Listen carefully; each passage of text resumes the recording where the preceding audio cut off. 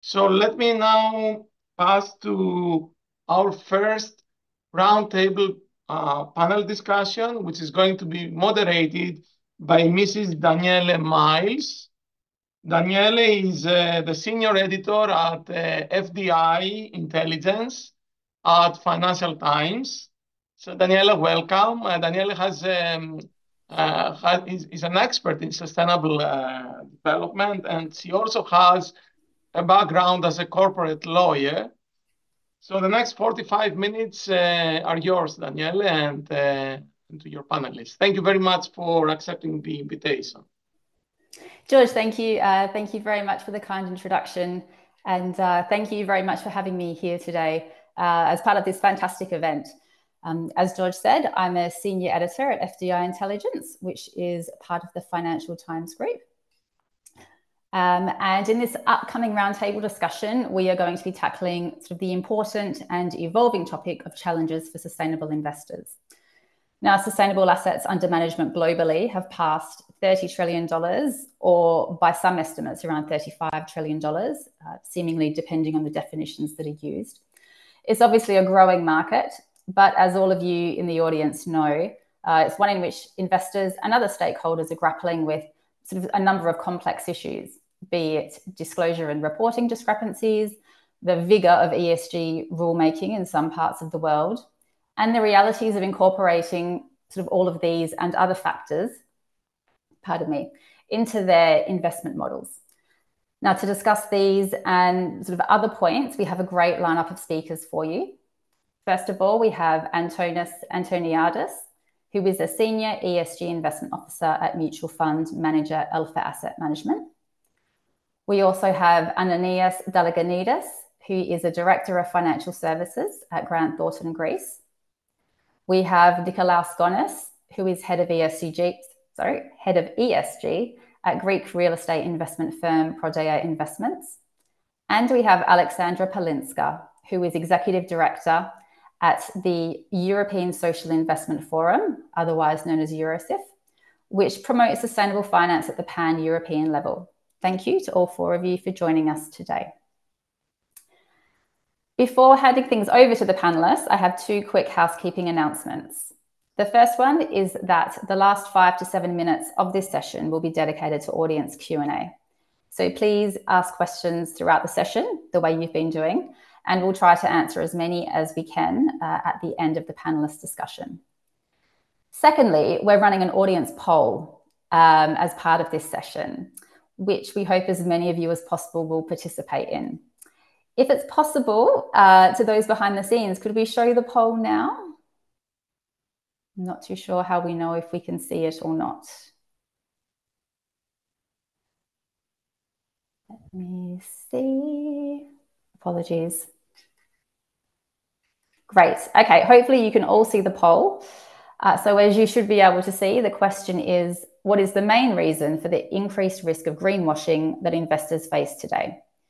We have 6 options: vague or misleading terms like green and sustainable, a lack of independent verification of sustainability claims, a lack of transparency on negative ESG impacts, or lack of transparency on methodologies and assumptions, overemphasis of minor environmental or social features that are peripheral to the core aspects, inconsistency between claims and actions, or other, if you think it's something else. Now, we hope as many of you as possible will participate, and towards the end of the session, our panelists will talk us through some of the results. And with that, let's dive into our first question, which is related to the same topic as the poll. So greenwashing is one of the reasons why identifying what is a sustainable investment is not always straightforward. There are obviously many initiatives, ongoing and in the past to improve this. But nonetheless, how big a challenge is the prevalence and uncertainties sort of regarding greenwashing for investors today? Nikolaos, would you like to start us off? Yes. Hello, everyone. My name is Gkonis. I'm the head of ESG department at Prodea Investments. Prodea is the largest real estate investment company in Greece. And first, I would like to thank the organizers for the invitation. Now, regarding the question, I would like to start by saying that we're in the middle of a transitional phase. A few years ago, we had, and there still exist, many reporting schemes, reporting frameworks, ESG indexes, benchmarking frameworks, etc., prepared and developed by institutions, associations, market players, companies. All this was giving the place to the companies to report and disclose their ESG performance, following some of them partially or none of them, and concluding to say whatever they want, providing misleading information. We have paradigms of such cases during the last years. I think that this was the main reason that the EU and globally this phenomenon was recognized, this problem was recognized. And now we already have a very solid and demanding legislative framework, consists of, for example, the EU taxonomy regulation, a very clear technical document, let's say, that clarify which activity can be considered as sustainable. We have the CSRD and the ESRS standards, the European Sustainability Reporting Standards. Each company has to run a double materiality analysis, and according to the material issues that we'll identify, report in a very clear way the risks, the opportunities, and the impacts of their actions and their businesses. Prepare and disclose a resilient transition plan, as well as their way for the Paris alignment. I'm saying that we have this framework, but we are not still there because next year is going to be the first year that we are going to report according to the SRS and the CSRD. We're in the phase of preparing ourselves and our companies to be aligned with these provisions, and it's quite demanding. But I think that during the next years, all these procedures are going to take place internally to all of the companies, realize the added value of reporting in the same way for all the companies, and to have like-to-like comparisons, especially in the same sector. A very important element is that it's going to be the first time that we are going to have mandatory external assurance and third-party verification. And even the goal that is to have same quality and transparency sustainability report with the financial statements is something very, very important. So allow me to be quite positive and optimistic for the next years, that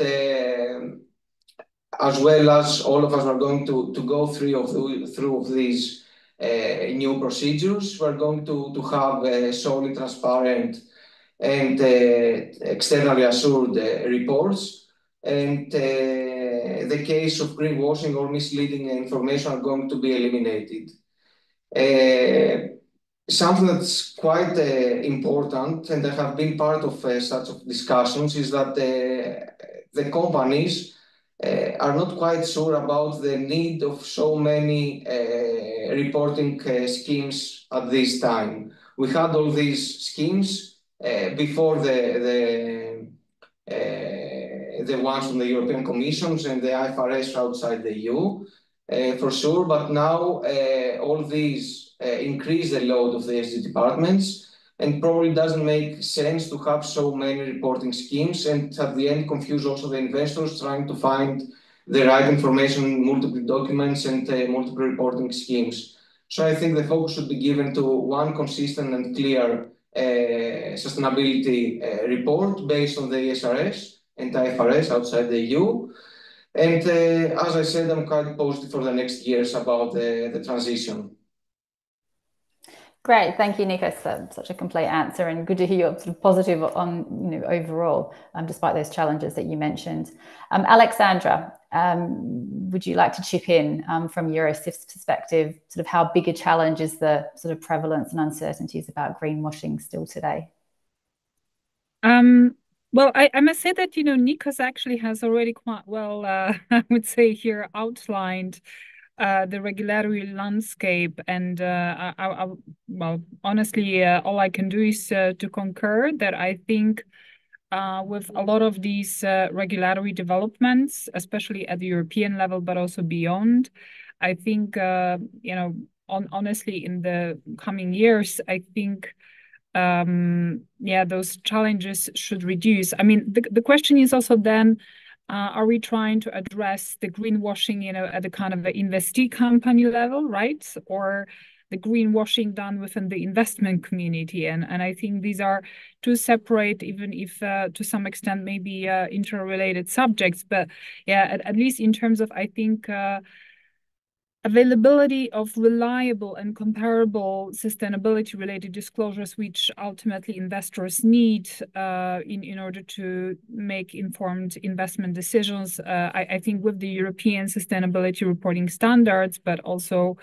ISB standards at the international level, even though, okay, they are much more, I would say, restricted in terms of the scope only to climate and focus only on sustainability risks. So obviously that's not really quite the same scope as the European sustainability reporting standards, which are based on the double materiality principle, meaning they cover both sustainability risks and also the impacts on the environment, well, on the planet, on society.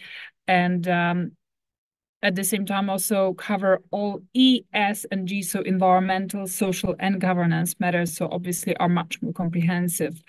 So with this, I think we're expecting that in the coming years, the landscape should, I would say, improve, and I think it should be much easier for investors to have access to this kind of a reliable information. And again, I mean, as also Nikos already mentioned, corporate sustainability reporting directive at the European level also requires assurance, even if it's going to be a reasonable assurance at first, but in general, I mean, this information will be already verified by auditors or other assurance providers. And hence, I think this kind of a cases of greenwashing should reduce, right? But, I mean, as what I think we have seen with so many other sectors, I mean, look, I think there will be always some cases of greenwashing. I think we just can't, completely remove that. But I think with the regulatory framework we have now in place, that should definitely be reduced. I mean, there have been also some other developments. Also, for instance, European supervisory authorities also have been doing the work on the greenwashing more with the focus on investment sector.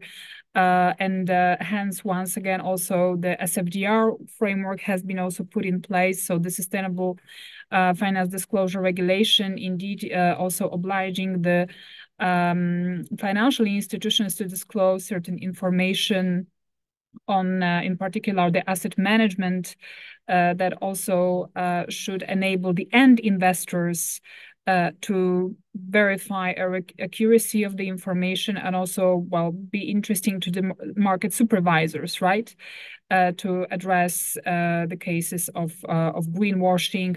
Also, well, in UK with the SDR, so the so-called equivalent of the EU SFDR, but, still quite a different framework. Well, this is also yet another initiative which is intended to address and prevent and fight greenwashing. And maybe just to add that I think with the future potential review of the Sustainable Finance Disclosure Regulation, I think we can also maybe expect that if everything goes well and we can kind of go beyond SFDR being just a disclosure framework and I would say solidify it as a kind of a categorization system. So to have clearly identified product categories, which to some extent already exist, the so-called Article 9 and 8 products, so the sustainable investments and products with ESG characteristics, but to ensure that also all the definitions are clear and that they are underpinned by some key keep basically also indicators or thresholds, basically criteria to assess them, and maybe also consider creating yet another category targeted more at transition finance, and consider, how the impact investment relates to all of that. Hopefully in the future that even will further prevent greenwashing. Thanks, Aleksandra. Another sort of relatively upbeat forecast, and obviously some good suggestions as to how things should and could evolve. Ananias, what about from Grant Thornton's perspective and the work that you and your team are doing there? How big a challenge is greenwashing today? Yeah, thanks, Danielle, and thank you for the invitation. I will start by sharing with you a couple of statistics.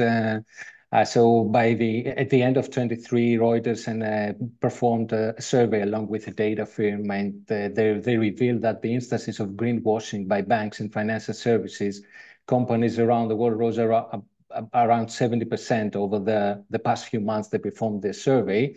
And these occurrences, they came mainly from the European financial institutions, where they accounted for more than half of these instances. And the greenwashing involved mainly claims about fossil fuels. In another recent report published by Morgan Stanley, 80% of the participant companies see sustainability as a potential profitability driver for the companies. I shared this statistic with you because I want to make a point that there is definitely a need for sustainable investments, as investors are not seeking just financial returns, but they seek to create an impact from their investing activity.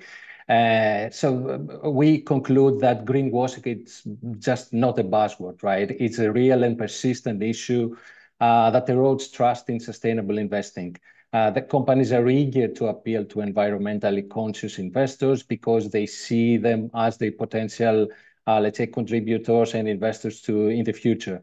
So making this point, I would also like to go forward, and I won't mention any reasons for greenwashing because I will leave our audience to participate in the poll, and we comment on that later. But this is where the financial services industry comes in order to help remediate this greenwashing risk, right? We in Grant Thornton, we believe that the increasing and supporting the robustness of the regulatory framework is really important to remediate the greenwashing risks, or invest in governance, processes, skills, IT, and of course, AI. And establishing an overall data strategy is also crucial. Apparently, for non-sophisticated investors, there are not a lot that can be done in order to identify greenwashing, right? But the investment management companies, they have a lot of tools in order to support the transparency in the financial services industry. And closing my comments on top of what the co-speakers mentioned in the regulatory framework, there's also a very important publication from ESMA earlier in May 24 about the funds and the name of the funds, that essentially describing that if a fund has any environmental ESG related words in the name, they need to have at least 80% of their assets that meet the ESG objectives. So I'm also positive, as Nikolaos said earlier. I think we have a strong regulatory framework, but I think that there are still steps to be made from overall the financial services industry. Great, thanks so much, Ananias. Let's move on to our next question, which is about data. All three of you have obviously spoken about, the fact we have many new regulations. Between those and also sort of for other reasons, we have a lot more sort of sustainable reporting happening by various types of businesses. And we also have lots of different types of ESG ratings. All of this creates more ESG data. The question is, do sort of different methodologies, but also other factors, create difficulties for investment managers when trying to integrate this data into their investment processes and models? Antonias, could we start with you? Hello. Thank you, Danielle, and good afternoon, everyone. Just to make sure that you can hear me well, right? Okay, perfect. Yeah, it's a pleasure to be on this panel. I'm a senior ESG investment specialist at Alpha Asset Management. So just to answer your question, the short answer is yes, definitely. There has been a wide range of challenges that investment managers face, that we face when we integrate ESG factors, ESG data and ratings in the investment process. In my opinion, the main challenge that we face is the lack of common reporting frameworks and lack of standardization in the ESG data. Even the definition of what is ESG or what is sustainable can sometimes be ambiguous. And this lack of reporting frameworks make it difficult and challenging to measure and compare ESG data, not only among companies in different sectors, but also among companies within the same sector. And of course, now to mention about the ratings, of course, this also impacts the data and the ESG ratings that major ESG rating providers publish. There is a well-known study that stated that the correlation in credit rating agencies, such as Moody's and S&P, for example, is really high, approximately 99%. But in the ESG rating providers, this is not the case. The correlation drops to between 55 and 60%. Like the previous speakers already nicely mentioned, that another challenge, apart from the quality, is the availability and, of course, the reliability of the ESG data, especially as far as mid and small cap companies are concerned. Many of them do not publish or measure the data.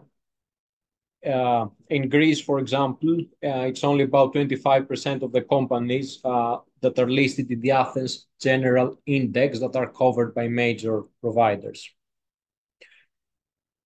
The absence of audit, of course, is another factor that undermines the reliability of the ESG data.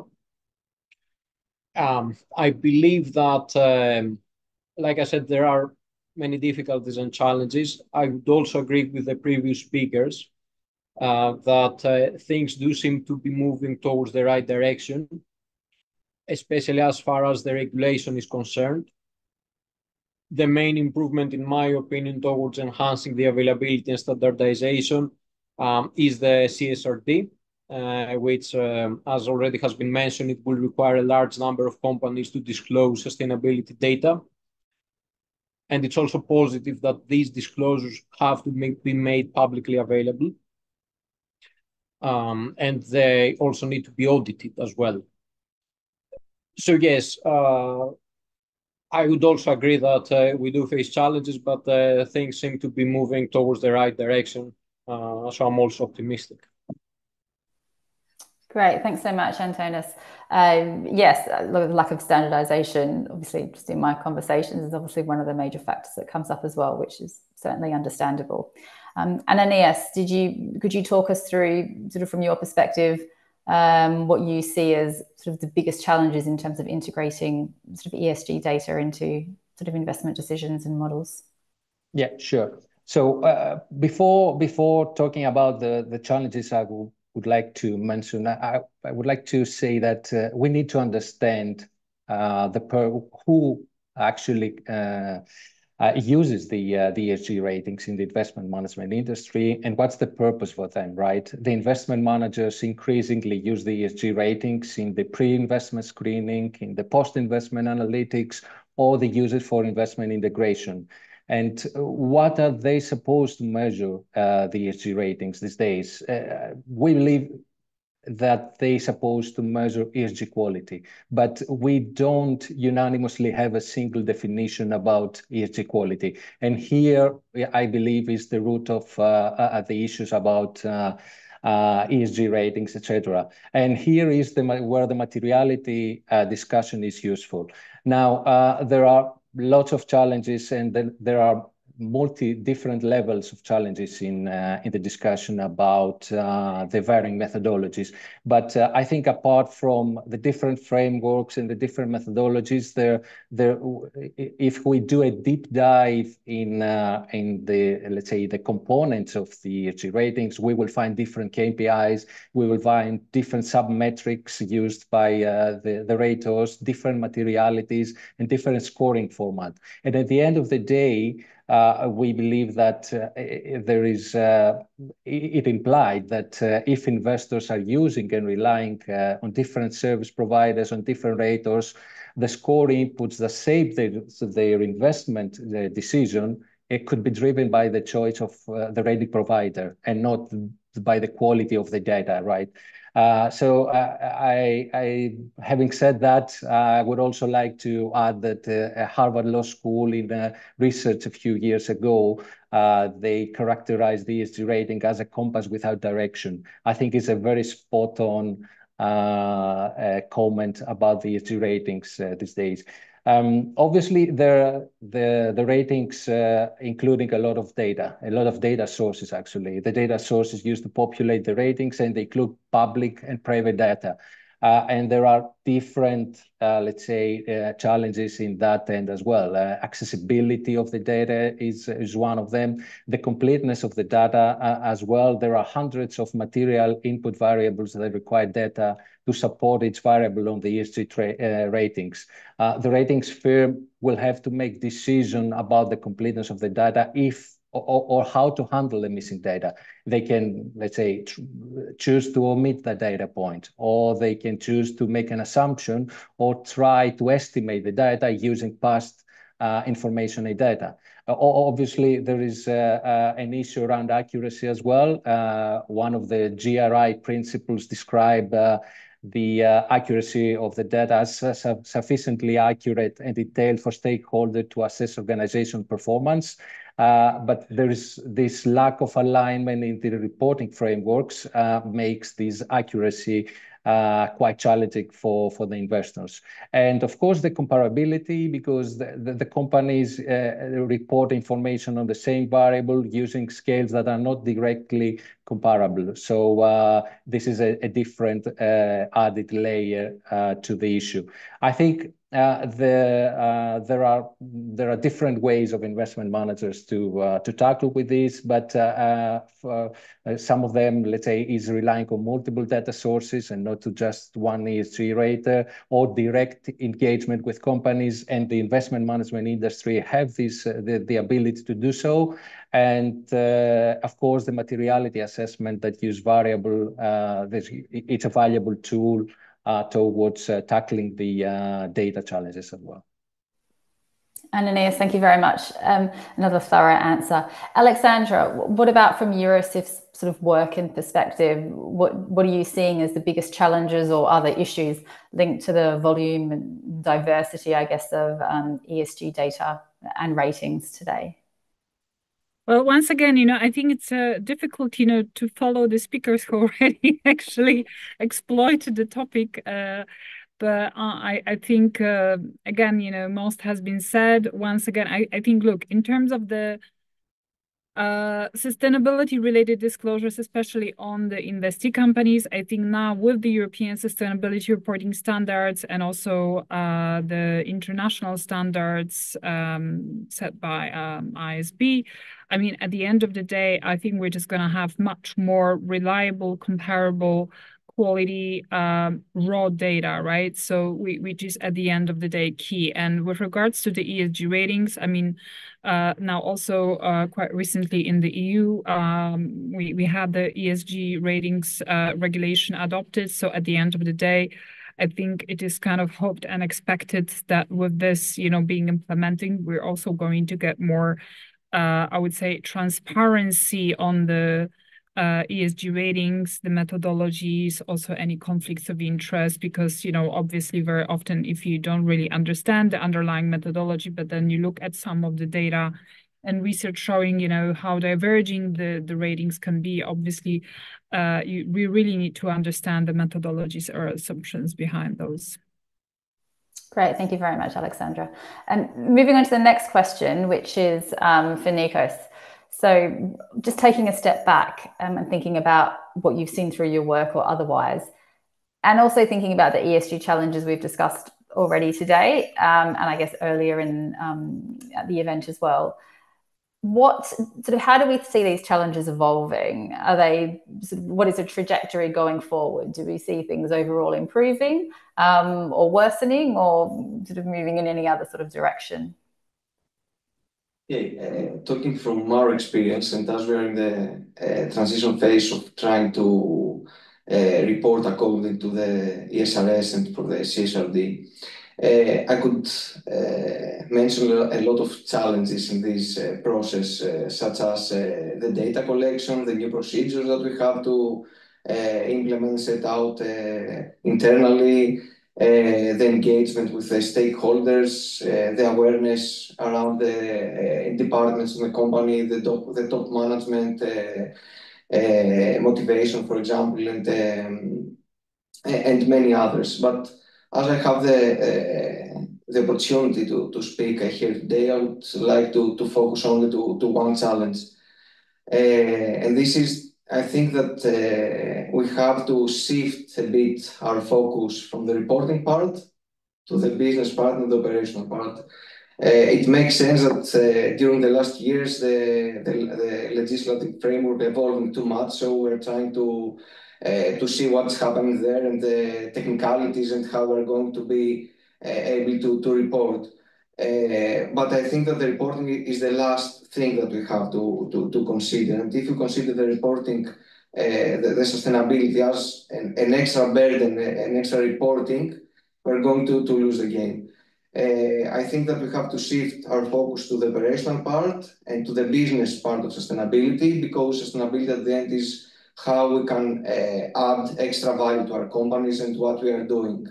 To try to find extra revenue streamlines, for example, focus on sustainable initiatives, try to incorporate sustainability issues and probably mitigate the risks that we may have and we have identified through the materiality analysis, or to invest in new opportunities that we have identified, and at the end be more resilient. So I think that it would be better to focus on this part. It would be easier to persuade everyone afterwards with real results instead of obligations, and the focus on this. And I would say that we would be really happy if the next period and next years read more reports about use cases, best practices, how they can calculate the return investments on these capex that we have to do in complying with all these directives and things that we have at the end to report, instead of reading reports regarding how we should report everything. The reporting is a very good opportunity for everyone to communicate what we did so good and how we help our companies to go further and add extra value to what we are doing. So I think this is the most important challenge, and I would like to point it out here today. Thank you very much, Nikos. The next question is for Antonis, and it's actually links into a question that's just come in from our audience, so it's well timed. Obviously, sort of for some observers, but also some stakeholders within the industry, the big question about sustainable investing, just like any investing, is to what extent are we seeing it create financial value? So how, looking back, have we seen ESG funds perform over the last 5 years or so? Yes, absolutely. So let's take a look back at the performance of ESG funds over the last 5 years or so, and divide this into three distinct periods. I would say that the period from 2018 to 2021 was a period that was characterized by relatively strong performance for ESG. With significant inflows towards ESG funds that led to increased valuations. I would say that there were three factors that contributed to this outperformance. First, and the main one in my view, was the enthusiasm for the energy transition that followed the Paris Climate Agreement in 2015.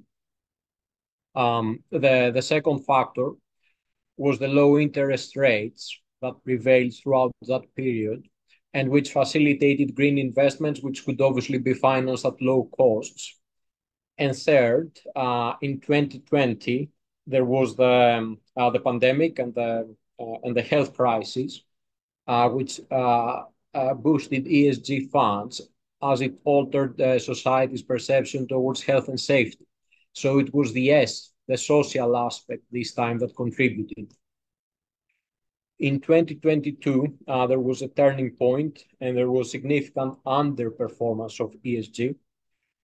There was the energy crisis and all the concerns about energy security that shifted focus back to fossil fuels. And this resulted in significant outperformance for oil stocks, which are usually underweight by ESG funds. There was also the war in Ukraine, which raised concerns about the country's defense capabilities. And of course, this created favorable momentum for defense stocks. So these were the two factors that contributed to the underperformance in 2022. And 2023 was, I would say, a mixed year. The ESG funds that applied actually the traditional sector biases of ESG, such as an overweight in tech, benefited because tech did really well. On the other hand, though, the renewable energy companies experienced significant underperformance primarily due to high interest rates, which made their financing challenging because of high inflation and also because of the cost of the raw materials. Now, to also touch on the other point about whether the ESG adds value, I would say that definitely the ESG factors can impact the company's performance and do impact the company's performance. The sustainability factors are drivers of financial returns, and investors should consider them in addition to the traditional financial metrics, as they do affect the risk-return profile of a company. If we consider, for example, the environmental component, which is the one that draws the most attention from investors, we have the energy transition there, which is a major investment opportunity. It is one of the biggest challenges of our century and one of the mega sources that is affecting and will be affecting investment returns. And there is an opportunity for the asset managers to identify the companies that are well positioned to benefit from this transition. So yes, ESG factors do add value. They're not only ethical considerations, but are also drivers of financial returns. Antonis, thank you very much. Aleksandra, you had something to chip in? Yes, I actually maybe wanted to ask Antonis whether he has actually, for instance, considered the implementation of SFDR as actually also quite an important factor in some of actually these developments. Because, for instance, you mentioned that there was a kind of a dip in 2021, which was actually the first year when some of the key provisions of SFDR were applied. And then I think subsequently in, for instance, also 2022, 2023, there have been actually, I know, many recalculations kind of on the market, which was due to the fact that there were like subsequent series of Q&As, both from the ESAs and the Commission, providing further clarity on some of the specific rules. So, for instance, maybe I would like to add to the debate here, and linking back to Danielle, what you said at the very beginning, that at the end of the day, it all depends on how do you define sustainable investments, right? And actually, the figure you gave, I think, is actually much too high compared to what in reality now it is. And actually, that's also why, for instance, EUROSIF has been revising and creating a new methodology for the purpose of the future market studies. And I think, the figures you have provided are the ones that were still, I think, calculated based on some of the kind of a more old-fashioned approach to what at the time was called sustainable investments. I think nowadays it wouldn't be considered sustainable investments anymore. Also, I think some of those methodologies, they consider any form of ESG, even integration, already putting it into bucket of sustainable investments, which is, for instance, the distinction we now clearly make, that we rather refer to it as sustainability-related investments, right? So in a way, going in line with, I think, some of those regulatory trends, like even with SFDR, that then what you really call true sustainable investment should be the golden standard, right? So for instance, like nowadays, I think with the mainstreaming of also like ESG integration, sustainability risks integration, which is becoming increasingly mainstream, I think, nowadays, it's going to be already mainstream, so you wouldn't even classify maybe, or just like, as the kind of the lowest possible, category of like really bare risk management, and then kind of going upwards. So I think this is also an important kind of here context. So basically with, I think, clarification of the definitions and all these changes exactly since 2019 in the sustainable finance framework in the EU and beyond, I think it's just with this refining of the definitions, this is why I think some of the data we have now is not really giving us a true picture, because we've seen it also, for instance, in terms of studies, like we're part of the Global Sustainable Investment Alliance. And we know that, for instance, in some other markets, also in US and elsewhere. Aleksandra, sorry, just to jump in. We've got 3 minutes to finish, so maybe no, that's okay. Yeah, Thank just you. to mention that they have been, really recalibrating also their definitions for the purpose market studies. So once again, just the final point that I think here, what might seem to be as a kind of a drop might not necessarily be an actual drop. Great, thank you very much. Yes, we have just a couple of minutes left, and we've got some questions from the audience here. Let's choose one of them, and if someone can answer in, I guess, just 1 minute or two. We've got one here about ESG ratings, which I think is very good. And it says, with the diversity of them, why is it a problem? It's just that investors should basically study the different types of ratings. This person says there's been diversity in finance for ages now, irrespective of ESG, and analysts diverge all the time in their forecasts. So why is it a particular problem, diversity in ESG ratings? Who wants to answer that in maybe 1 minute? Any takers? Yep, I'm happy to jump in. Well, of course, in principle, there is no problem with diversity as such, as long as you can understand where this diversity is coming from, right? And hence why with the ESG, with the EU regulation on ESG ratings, the idea is to kind of increase the transparency on the methodology used, so you can understand where the differences are coming from. Because otherwise, if you just see a rating, okay, that by one rating agency, this particular company is rated as very good, and the other one saying, oh, that's very bad, how can you really understand, what to trust and what to follow? So I think in simple terms, this is it. Thank you very much. Are we able to show the poll results now? Maria, if you're able to share them. Okay, where are we? I hope you can all... oh, it's not very clear for me. I'm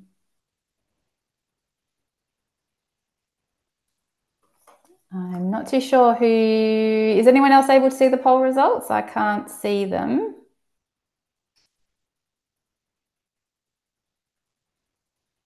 Here we go. Okay, so the main reason for increased risk of greenwashing. So the highest score, 30%, is for lack of transparency on negative ESG impacts, or lack of transparency on methodologies and assumptions, followed by lack of independent verification and sustainability claims, and then vague or misleading terms. Interesting. Who wants to, maybe if you can go for 1 minute over time, does anyone want to jump in and just have a couple of words on that outcome? Is that what you expected? Yeah, I just think that since we talked about the differences in methodologies, etc., I think having the lack of transparency on negative ESG impacts methodology and assumptions as the main reason. I think it just concludes and summarizes what we have discussed in our panel today. The lack of independent verification of sustainability claims is also interesting because we are expecting third-party assurances for any sustainability claims in order to tackle and mitigate greenwashing risks. So I think the overall results, at least in my view, it's what I was expecting to see from the audience. Okay, great. With that, I think we have to wrap up. So thank you for my amazing panelists. Yes, thank you for such a thorough and sort of vibrant conversation. And thank you very much to the event organisers for having me. And with that, I believe we go back to you, George. Thank you, Danielle, and many thanks to your excellent 4 panelists. Actually, your panel ties very nicely with the session which is going now to follow, which is going to discuss issues on outperformance and ESG ratings, and artificial intelligence.